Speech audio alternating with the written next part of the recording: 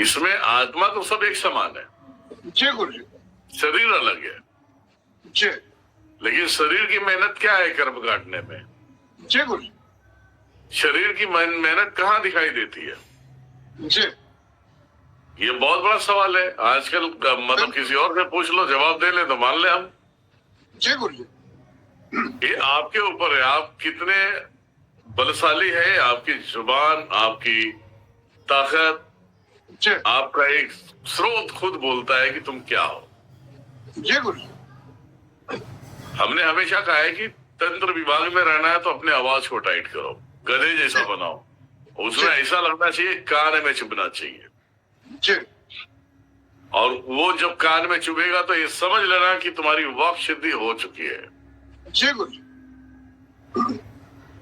किसी और का तो नहीं जानते किसी का कैसे आवाज होगा मालूम नहीं लेकिन मेरी आवाज में भूत भी सोया रहेगा तो उठ के खड़ा हो जाता है सही बात है गुरु जी। ठीक है तो वाणी वैसी चाहिए जी गुरु जी। ठीक है प्राप्ति भी उसी के तरीके से होगा जी अब जैसे मैं हूं तो मैं तो महादेव माता को ही प्राप्त हो जाऊंगा जी गुरु जी। क्योंकि जहां तक अगर अपने जीवन की कुछ भी अगर अपने आचरण भी देखो जी तो आचरण मेरा ना क्रोध का ही है जी जहां सत्य है वहां क्रोध है जी जहां क्रोध है वहीं सत्य है जी गुरु जी। गलत बातें हम नहीं आपके एक्सेप्ट कर पाएंगे चाहे आप कुछ भी करो जी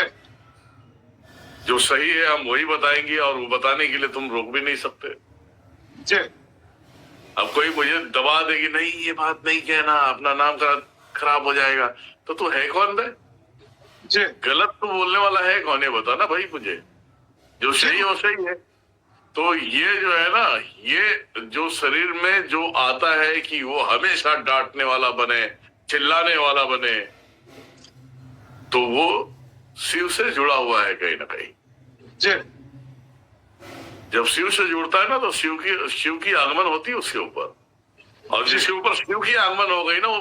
संसार में पूरे विश्व में किसी से नहीं डरेगा जी गुरु जी। न मरने से डरेगा न कटने से डरेगा और ऐसे लोग जल्दी मरते नहीं ध्यान में रहो उसे पिंजड़े में भी कैद कर दोगे ना वहीं बैठे बैठे भी तुम्हें चाट जाएगा जी वो चाट जाएगा क्योंकि आप सोच सकते हैं कि जो महादेव जो प्रचंड स्वरूप महादेव पंचभूतम ठीक है जो उसका दास रहा हो उसे कौन पछाड़ देगा वहां कोई नहीं पछाड़ सकता। आप सोचो एक कलियुग के अनुसार एक बात बता रहा हूं कि जो महादेव को पूजने वाला ये नहीं कहा गया कि वो पंडित ही होगा तो ब्रह्म पिशाच बनेगा इसकी श्रुति ने बोल दिया कि पंडित होगा तो ब्रह्म पिशाच बनेगा ये इनकी बुद्धिहीन वाली बोलते नकारने वाली चीजें है इनकी जो ना मानने वाली चीजें है जी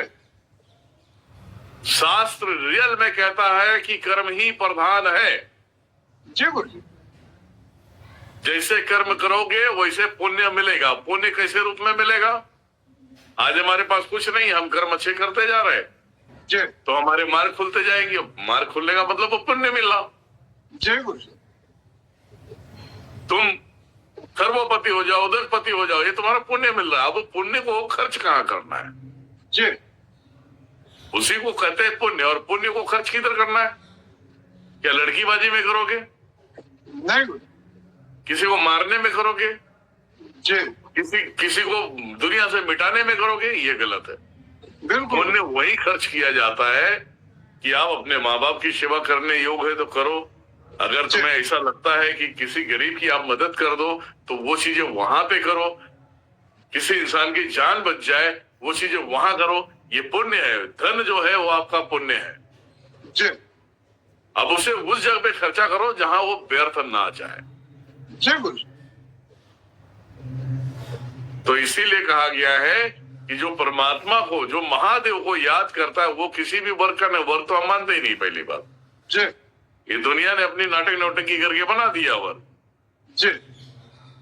लेकिन जो महादेव के अंदर लीन है महादेव को चाहता है तो महादेव भी तो उतना ही चाहते हैं बिल्कुल गुरु जी चाहते हैं। अब उसे आप शूद्र बता दो कि वो शूद्र है और महादेव की भक्ति कर रहा है तो रविदास भी तो सुधरी थे ना, जी गुरु जी। वाल्मीकि भी तो सुधरी था ना, जी तुलसीदास भी तो वही थे ना। जी जब ऐसे प्राणी को छल से मारा जाएगा